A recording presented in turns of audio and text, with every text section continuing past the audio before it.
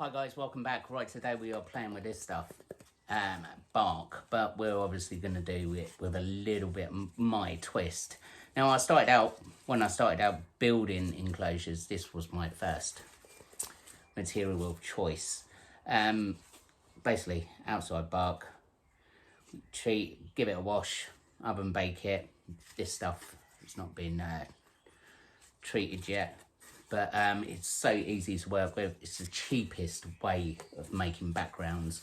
It's a really great material to use. I've used it on quite a few builds. I've got the Necronomicon enclosure I've done where we actually made the Necronomicon Evil Dead thing out of bark, which was a little bit tricky, but turned out quite well. But today, I started this a few weeks ago and I thought I had a little idea in my head. I had Halloween skull left over from Halloween, funny enough.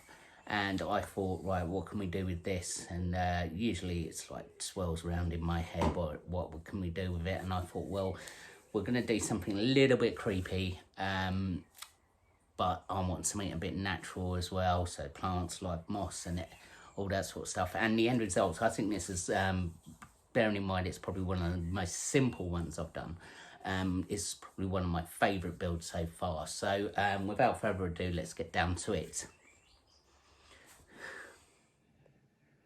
So guys, this is the background. I'm just going to have a brief show about how to make it. It's all been sealed, so you can see that sheen on there, which is like pond sealer, so that makes the whole thing completely waterproof.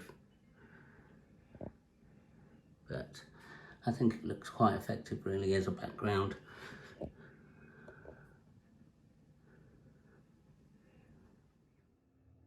Now you can see on this one, this is basically the same idea.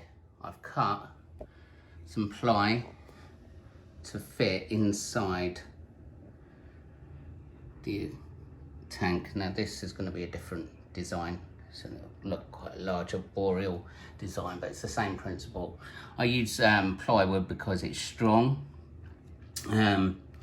It doesn't really warp or anything, and plus once we seal it with pond sealer, it's pretty solid and waterproof. And it just acts like, it's basically the same as sort of an Exoterra sort of background. I can lift it straight in and out. It's one solid piece, and I seal the whole thing as one. So the whole thing, back and front, is sealed, makes it completely waterproof and safe. Anything that's safe with for fish is safe for tarantulas. So we're gonna have a quick run through how we've done it. Right, so the skull face itself, this is a Halloween prop I got from last year. It's exactly the same skull. So what I've done is I marked around here and then just cut the back piece off. That way, when we stick it onto the back board, we're only getting the face. Saves a lot of room in these small Exoterras. And then obviously the paint on here isn't that great. So to enhance it, what I did was I got some black spray paint. I sprayed it, and then very quickly you rub it all off as much. Then you get all the texture. Look here, all the texture of the skull, and everything stands out a little bit more compared to this one here. I mean, it's quite up to you. I mean, you can leave that. But where I cut it was basically, we cut into a bit of the jaw as well. So everything shrunk up to about here. So that's all we have left of the skull, is this front bit, which was stuck on. The next bit, once we've got the skull stuck down, this is where you go hunting for your bark. As is outside bark from felled trees, etc. What I do is I bake it, clean it and bake it in the oven. Now you notice my bark is nice and flat, like that. Now I sand this back edge so that when you stick it down onto your board, you get the maximum adhesion surface. If you don't do that and the bark's a bit curled or whatever, you're going to have like gaps at the top or at the bottom. That way you're never going to be able to get the sealant all the way down. This way it gives you a better chance of sealing the whole thing, because when we stick it on with hot glue, obviously you want the whole thing stuck down nice and flat, so when the sealant goes over it, we can block out any gaps and makes it for a nice, clean, better job. I mean, you spend this, I think this one took me a couple of hours to make, and that's a couple of hours wasted if it all peels off because the moisture's got behind where you haven't been able to seal it properly. And next thing we do, you just build it up. So imagine this is going to be for another tank, so this is just a side bit.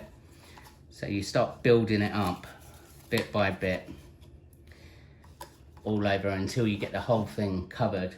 Now in the gaps here, what I do is a nice easy way to do it. If you break off small tiny bits, you can fit into all the gaps. And if you look there, you can see where I built up around the skull, just to look like it's pushing out of the bark. But if you look closely, you can't even really see where I've joined in. It sort of blends itself in. That's why I love this material to work with. It just works so well. A lot of people say, oh, well, you can use it straight from the forest and all that sort of stuff, but you can't stick this stuff onto glass. Yeah, and the way you're doing it, you can take this out. Once it's sealed with pond sealer, you can clean it, put it back into your tank, because it makes the whole thing waterproof. It gives it some like a rubber seal all the way over, so it can be pulled out. If you're changing spiders and you want to use the same background or whatever, you can pull it all out, give it a clean and use it again. Because it's nice and strong as well, it'll slot straight in. The back bit, all I'd done was to hold the top bits up. I put a thin strip of sticky back plastic on the back, just like you do with a piece Exoterra or something. That's all it needs.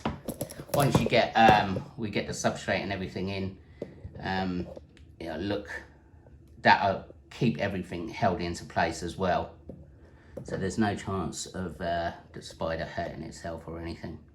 So what we're going to do now, we're going to add some substrate and a few other bits. Now I've got a few bits to go in. What I found is I've got a piece of hollow cork bark here, and we've got a plastic pot. Now I hate water dishes in Tarantula enclosures. You can buy the Exoterra ones and stuff, but I don't know, it doesn't really blend in. So what we've done, we've cut a bit off, and what we're going to do, we're just going to slot that inside. That way we're pretty much hiding the water dish, the bit of plastic horribleness. We've got another piece of bark there for the hide, and I've done another piece here as well. So what we're going to do here, we're going to fill it up with a bit of dirt and then put some moss inside it growing out. But yeah, first thing today, we'll add some substrate. So we've got pretty much everything where I want it. So what we're going to do, we're going to add some moss, some leaf litter and stuff, add it to a bit. So at the minute it looks a bit plain. We've had a little plant there, so we're just going to add the rest. Some live moss we collect from outside.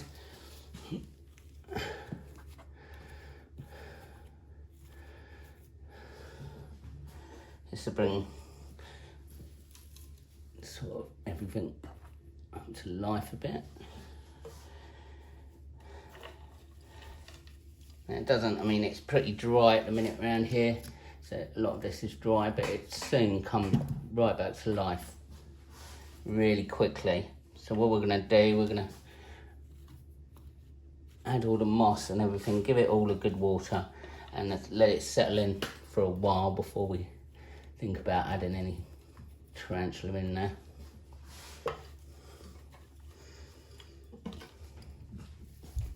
But you should sort of start making it look a bit better. It's really good if you collect it around sort of the back of bottoms trees. I usually give it a good wash and quarantine it, make sure there's no bugs or anything in it before we add it to any tarantula enclosures. But as you can see, it's starting to come together now.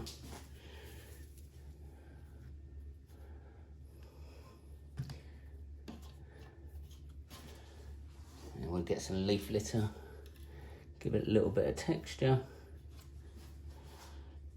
It's starting to look good.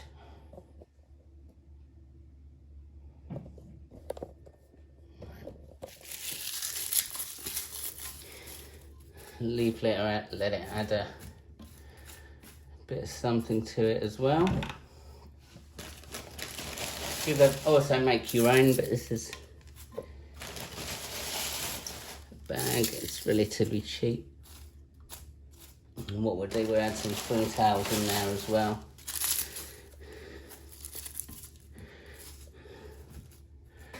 Make sure that goes nicely down.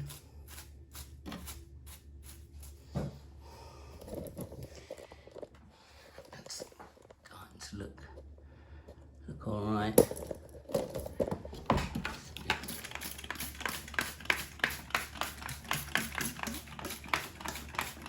So what we're going to do, we're going to just dampen this up over the next few days.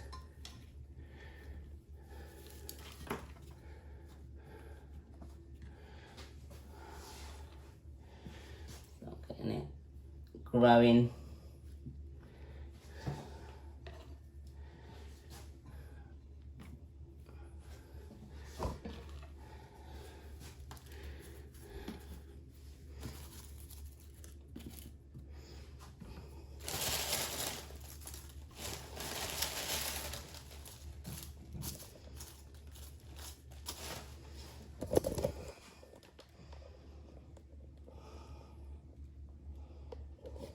Yeah, I'm pleased with that. So there we go, guys. I see little warp dish is hidden from the front. I kind of like this background, gives it that creepy look. So what we're going to do now is put it on in the display tanks, and then you can see what it's like with the lights on.